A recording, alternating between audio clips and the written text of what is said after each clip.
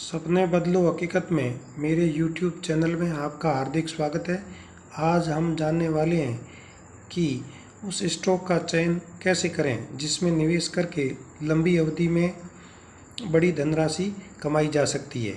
इसके लिए सबसे पहले हमें उस शेयर के फंडामेंटल को समझना होगा।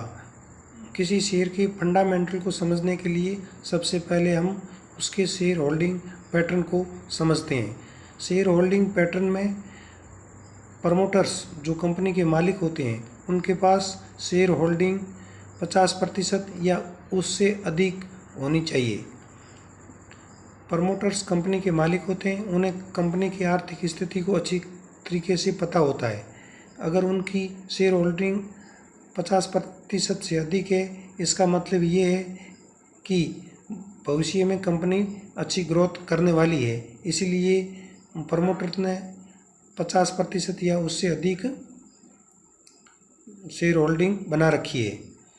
इसी प्रकार विदेशी संस्थापक निवेशक जिन्हें FII कहा जाता है, घरेलू संस्थापक निवेशक जिन्हें DII कहा जाता है, व म्यूचुअल फंड जिन्हें MF कहा जाता है, इनकी भी शेयर होल्डिंग कंपनी में पर्याप्त होनी चाहिए।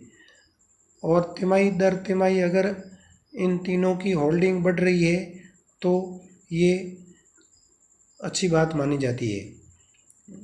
FII, DII व MF के पास बाज़ार के एक्सपर्ट जानकार होते हैं और उनकी अच्छी तरीके से विश्लेषण के बाद ही ये किसी शेयर में निवेश करते हैं। अतः FII, DII व MF अगर शेयर होल्डिंग बढ़ा रहे हैं तो ऐसे शेयर में निवेश करना फायदे का सौदा होता है। दूसरा है डिविडेंड यील्ड। कुछ कंपनियां अपने लाभ का कुछ हिस्सा अपने शेयर धारकों में वितरण करती है, जिसे डिविडेंड अथवा कंपनी लाभांश कहा जाता है। कंपनी जितना डिविडेंड देती है उसमें शेयर की वर्तमान मूल्य का भाग देने से डिविडेंड यील्ड आती है। जिन कंपनियों की डिविडेंड यील्ड ज़्यादा होती है उतनी ही धनराशि शेयरधारकों में ज़्यादा वितरित होती है। तो ऊंची डिविडेंड यील्ड वाले शेयर में निवेश करने से निवेशकों को सीधा फायदा होता है और डिविडेंड का पैसा सीधा शेयरधारक के सेविंग अकाउंट में आता है। इसलिए ऊंची डिविडेंड यील्ड वाले स्टॉक में निवेश करना फायदे का सौदा माना जाता है। तीसरा है डेब्ट अथवा कर्ज। कुछ कंपनियों पर बाजार से कर्जा लेकर के उनका काम चलाया जाता है और कर्ज के बदले उन्हें ब्याज भी चुकाना पड़ता है। ऐसी कंपनियों की माली हालत अच्छी नहीं होती और रिटर्न डेब्ट ऑन इक्विटी एक अनुपात है। ये अनुपात अगर 1 से अधिक होता है तो उस कंपनी में निवेश करने से बचना चाहिए। जिन कंपनियों का डेब्ट ऑन इक्विटी रेशियो 1 से कम है या 0.5 से कम है, ऐसी कंपनियां में निवेश कर सकते हैं। कुछ कंपनियां डेब्ट 0 होती है जिन्हें डेब्ट फ्री कंपनी कहा जाता है। उन कंपनियों में निवेश करना फायदे का सौदा होता है। ये कंपनियां जितना लाभ कमाती है तो उनको कर्ज का होता नहीं है और कर्ज नहीं होता है तो ब्याज भी नहीं लगता है। इसलिए जो भी लाभ होता है वो शेयरधारकों में वितरण करने की संभावना ज़्यादा रहती है। और जिन कंपनियों पर कर्ज होता है उनका जो भी लाभ होता है कुछ कर्ज भुगतान में चला जाता है, कुछ उसके ब्याज के भुगतान में चला जाता है। इसलिए ऐसी कंपनियों में निवेश करने से शेयरधारकों को फ़ायदा नहीं होता है, न ही शेयर ग्रोथ करता है। अतः डेब्ट फ्री कंपनी में निवेश करना चाहिए ताकि अगर भविष्य में लाभांश वितरण होता है तो भी शेयरधारकों को फ़ायदा होता है। और डेब्ट फ्री कंपनी है वो अपने लाभ से नए बिजनेस भी आगे बढ़ाती है तो भी कंपनी का शेयर ग्रोथ करता है। इस प्रकार डेब्ट फ्री कंपनी में निवेश करना चाहिए।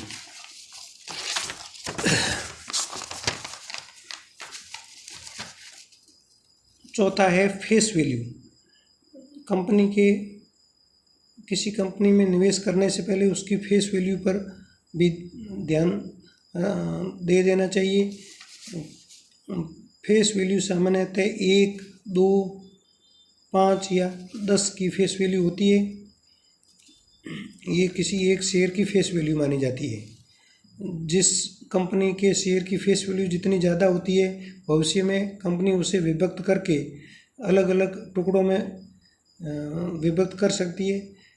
तो ऐसा करने को स्प्लिट माना जाता है, शेयर का स्प्लिट माना जाता है, टुकड़ों में विभक्त करना माना जाता है। तो आपके पास मान लो 10 की फेस वैल्यू का शेयर है,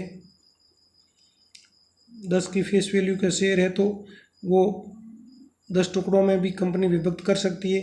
तो आपके पास एक शेयर था तो भविष्य में 10 शेयर हो सकते हैं।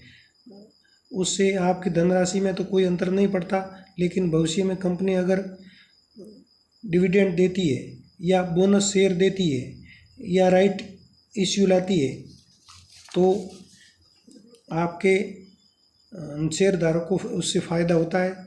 इसलिए बड़ी फेस वैल्यू वाली शेयर में निवेश करना फायदे का सौदा माना जाता है।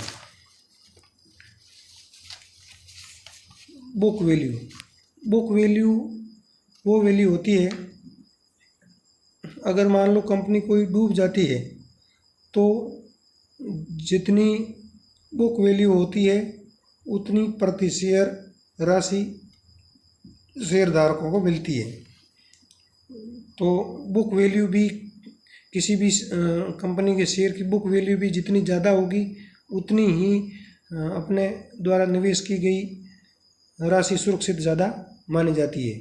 इसलिए बुक वैल्यू को भी देख लेना चाहिए। ये स्थिति तब उत्पन्न होती है जब कंपनी पूरी तरह से डूब जाती है और कंपनी का जो भी उसकी परिसंपत्तियां होती है उसको बेचने से जो भी धनराशि प्राप्त हो सकती है उसको बुक वैल्यू कहा जाता है। जो धनराशि मिलेगी उसमें शेयरों की संख्या का भाग दोगे तो बुक वैल्यू आ जाती है। तो ये स्थिति तब उत्पन्न होती है जब कंपनी पूरी तरह से डूब जाती है, दिवालिया हो जाती है, तब शेयरधारकों को बुक वैल्यू के बराबर राशि का भुगतान किया जाता है। रिटर्न ऑन इक्विटी वो प्रतिशत होता है, जैसे कोई शेयर 100 रुपये का है और उसने साल में 13 रुपये कमाए तो 13% रिटर्न ऑन इक्विटी होती है। रिटर्न ऑन इक्विटी को उस कंपनी की जो भी इंडस्ट्री है उसकी रिटर्न ऑन इक्विटी से कंपैरिजन किया जाता है। इंडस्ट्री की जो भी रिटर्न ऑन इक्विटी होती है उससे उस कंपनी की रिटर्न ऑन इक्विटी ज़्यादा होनी चाहिए।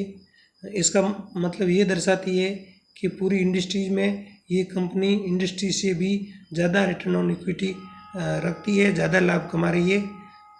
तो सेम कारोबार करने वाली कंपनियां तो बहुत होती है इंडस्ट्री के अंदर। अब इंडस्ट्री की रिटर्न ऑन इक्विटी दर से कंपनी की रिटर्न ऑन इक्विटी दर ज़्यादा है, इसका मतलब वो इंडस्ट्री से ज़्यादा कमा रही है, इंडस्ट्री में प्रथम दर्जे पर है, अव्वल दर्जे पर है, तो ऐसी कंपनी में निवेश करना चाहिए। अंतिम है पीई अनुपात। अगर किसी कंपनी के पास